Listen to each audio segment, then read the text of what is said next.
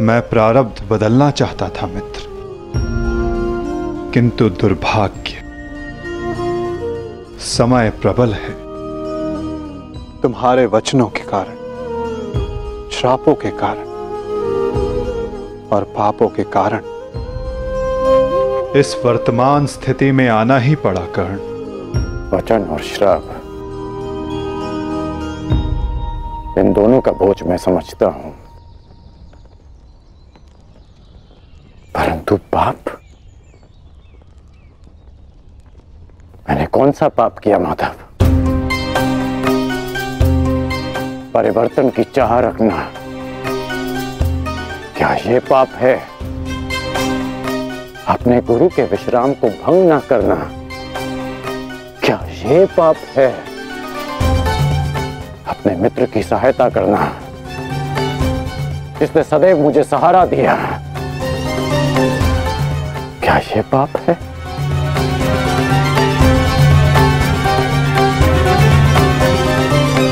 मौन क्यों हैं आप? बताइए। मौन, यही मौन तुम्हारा पाप था मित्र। तुम्हारी चुप्पी तुम्हारा अपराध था। पांचाली के वस्त्र हरण पर तुम्हारे शस्त्रों का मौन रहना अपराध था मित्र। होश में आओ दुर्योधन, तुम्हारा प्रतिशोध पूर्ण हुआ, मत करो यह अनर्थ। प्रतिशोध तो अभी आरंभ हुआ है मित्र, और अब इसके मध्य में तुम्हें भी नहीं आने दूंगा।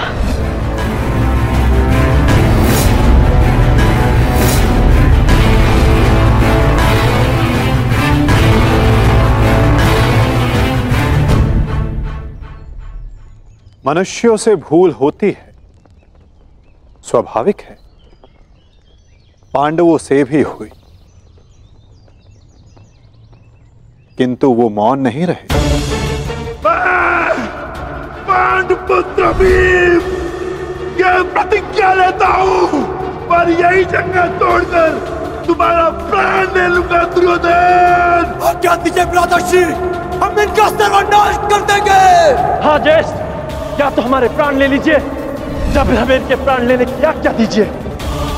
अधर्म के विरुद्ध उन्होंने स्वर उठाया और इसी कारण मुझे उनके पक्ष में जाना पड़ा मित्र,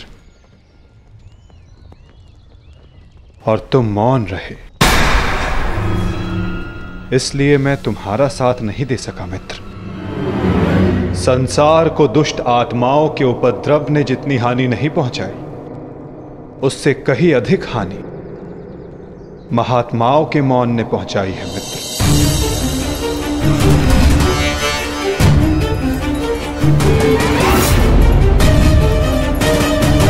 अभिमन्यु के वध पर तुम्हारा मौन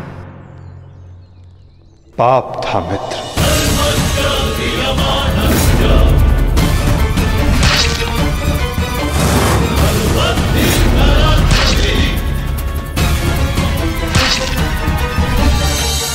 दुर्योधन के हर उठते स्वर पर तुम्हारा दबता स्वर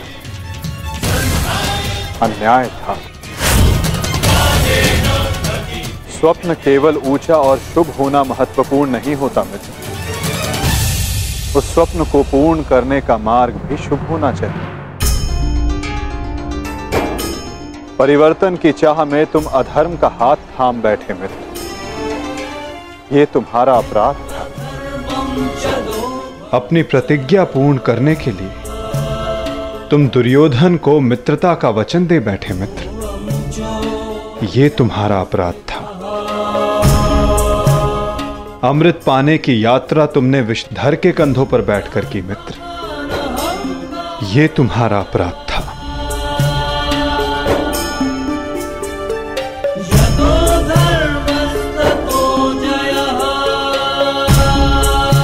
समय बहुत कम मनुष्यों को संकेत देता है कि उनका चुना गया मार्ग अनुचित है। मैंने भी तुम्हें कई बार संकेत देने का प्रयास किया मित्र, अवसर तुम्हें मिला था मित्र, कई बार मिला था, किंतु अपने वचन के कारण तुम सत्य के मार्ग पर ना आ सके मित्र। ये तुम्हारा अपराध था। अवश्य तुम थाली में सजाकर मुझे अपना सर दे देते, किंतु उनसे उन पापों का, उन श्रापों का भार कम नहीं होता मित्र, जिनको तुमने अपने कंधों पर लादा हुआ है।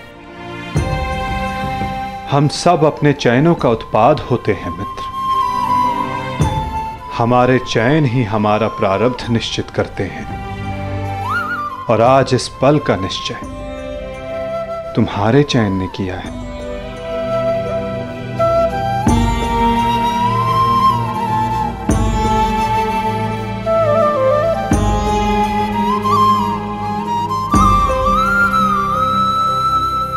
और मुझे देखो मित्र, मित्र के रूप में मैंने तुम्हारा चयन किया। इस कारण इस पीड़ा का भागीदार मैं भी बन रहा हूं। मैं तुम्हें सदा शांति देना चाहता था मित्र, तुम्हें इस जन्म में हर पाप से मुक्त कर देना चाहता था मित्र। इसलिए मैं तुम्हें यहां खींच कर लाया।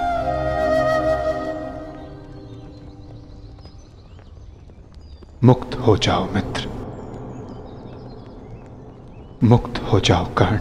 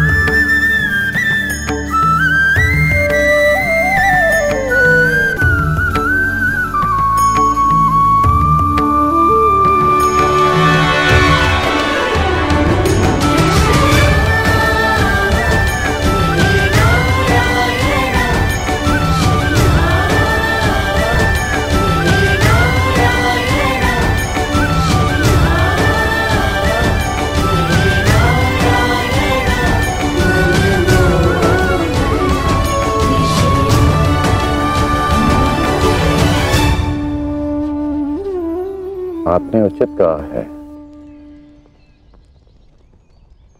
कि हम सब अपने चयन का उत्पाद हैं।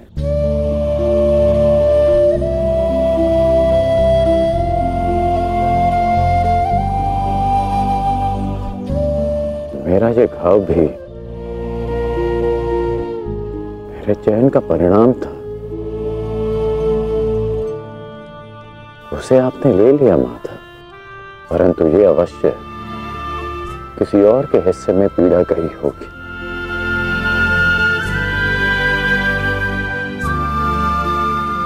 ये पीड़ा किसके हिस्से में गई होगी माता? उसे जो नहीं चाहता कि किसी और को पीड़ा सहनी पड़े। पीड़ा को टाला नहीं जा सकता मित्र, किंतु बांटा अवश्य जा सकता है। एक मित्र ही मित्र की पीड़ा बांटता है।